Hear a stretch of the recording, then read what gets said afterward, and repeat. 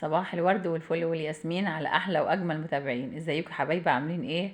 يا رب دايما تكونوا بخير. اللهم صل وسلم وبارك على سيدنا محمد وعلى اهله واصحابه اجمعين. النهارده هنعمل بقى كده معاكم تخزين المانجا. وطبعا احلى وقت تخزنوا فيه المانجا هو شهر 8. بيبقى المانجا كده طيبة على الشجر وبتبقى كده خلاص يعني استوت. وده يعني الوقت المطلوب انك تخزني فيه المانجا. اول حاجه طبعا انا معايا 4 كيلو من المانجا، والمانجا ديت مانجا زبديه، ودي افضل نوع تخزنوه يا جماعه يفضل معاكم. لو خزنتوه بقشره كده زي ما هو يفضل معاكم من السنه للسنه، يفضل محافظ على قوامه ومحافظ على طعمه، وتفضل معاكي المانجايه طول السنه جميله وكانها فريش كده وزي الفل. طبعا انا بجيب بقى ايه كل سوق كده 4 كيلو. بخزنهم. فالسوق ده بقى جبت 4 كيلو اهوت. هخزنهم دول بقى في الاكياس واحطهم دول بقى للعصير. طبعا تقدري تقطعي منهم وتحطي فيها تحطيهم في قلب علب كده، لكن انا هخزنهم حب زي ما هو كده. يمكن انا عملت معاكم فيديو قبل كده وريت لكم تخزين المانجا وازاي تقطعوها وتحطوها في علب يعني وتحفظوها. فهعمل برضو معاكم برضو النهارده برضو هقطع معاكم وهوريكم ازاي هخزن.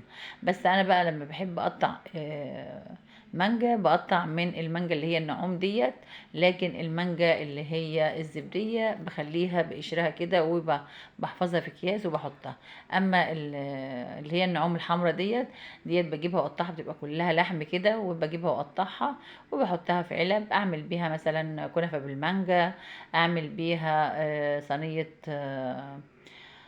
اللهم صل على النبي، اللي هي القشطيطه ديت او ايوه القشطيطه، او مثلا ستيتش شيز كيك. بعمل مثلا ممكن تعملي منها في يعني تزيني بيها تورت، تقدري تعملي بيها كل حاجه بتبقى كلها يعني لحمه وحلوه. وبرده الزبديه برده تنفع، بس زي ما قلت لكم كده الزبديه دي انا هخليها للعصير، ودي هخليها الحاجات اللي انا قلت لكم عليها كده. طبعا القشر طبعا مش هنرميه، هنعمل منه احلى عصير. وطبعا احنا كلنا عارفين بنعمل عصير المانجا ازاي، ولكن انا النهارده هعمل معاكم بقى عصير ليمون فريش. عصير كده زي اللي بتشربوه في الكافيهات، نفس القوام ونفس الجمال. هحط دلوقتي بقى انا حطيت معايا الشبشة، حطيت فيه حوالي 3 4 كوبايات كده، نزلت عليهم بكام ليمونة، يعني 3 4 ليمونات. نزلت عليهم بنص كوباية من السكر و3 معالق من اللبن البودر، ونزلت عليهم بورقتين من النعناع. نعمل كده كوباية ليمون بالنعناع ليمون بالنعناع ينعشنا كده وحاجة كده جميلة. وعايزة اقول لكم ان اللبن بيحوش المرارة، وبيخلي الليمون بتاعنا طعمه جميل جدا، وبيخلي الليمون بتاعنا تقيل وكأنه كثيف كده، وكأنه بتشربي حاجة كده. شفت اللي انت بتشربيه وانت قاعدة على الكافيهات كده على البحر، او قاعدة في كافيه كده، بتجيلك كوباية الليمون مشبرة كده وبيبقى طعمها جميل وبتبقى حلوة. ده عشان بيبقى حاطين عليها لبن بودرة. طبعا ضربته كله مع بعضه وصفيته بالشكل ده. شايفين بقى القوام بتاعه تقيل وحلو، وكمان اللهم صل على النبي، اللي هو بقى الرغاوي اللي بتبقى فوق ديت، الكريمه الحلوه ديت بتدي يعني طعم جميل جدا لليمون.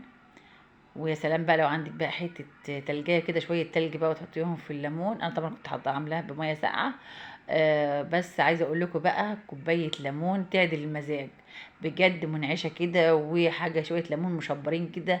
عايزه اقول لكم بجد طعمهم تحفه. زي كانك بتشربيها من افخم كافيه او افخم محل يعني، او او اي نادي قاعد عليه. بجد بجد طبعا احنا بنشوف كوبايه بقد كده، ولكن ديت بتعملها في البيت جميله جدا، وبليمونتين وشويه سكر ومعلقتين بودر، بس لبن بودر، هتعملي العصير الجميل الحلو ده. شايفين التقل والجمال والروعه.